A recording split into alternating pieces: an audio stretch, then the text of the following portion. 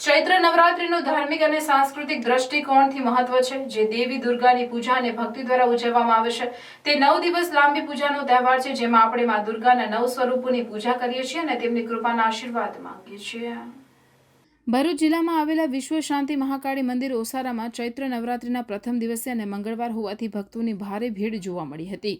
આ મંદિર માત્ર મંગળવારે જ દર્શન માટે ખોલવામાં આવે છે, જેના લીધે આજે ચૈત્ર નવરાત્રી શરૂ થતી હોય અને મંગળવાર હોવાથી દર્શનાર્થીઓનું ભારે ઘોડાપુર જોવા મળ્યું હતું।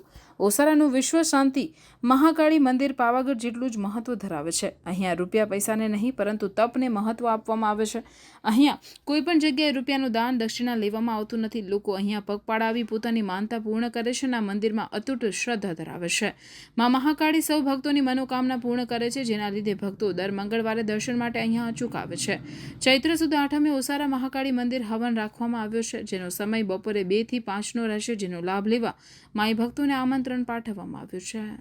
ચૈત્રી નવરાત્રિનો શુભ પર્વ દિને શ્રી મહાકાળી મંદિર ઓસારા પહેલું મોટું મંગળવાર આવતું હોવાથી હજારોની સંખ્યામાં ભાઈ ભક્તોનું ઘોડાપુર ઉમટી પડ્યું છે અને આવતા મંગળવાર પણ આસો સુદ આઠમને મંગળવાર હોવાથી હજારોની સંખ્યામાં ભાઈ ભક્તો ઉમટશે અને તે દાડે હવનનું આયોજન પણ કરવામાં આવેલું છે।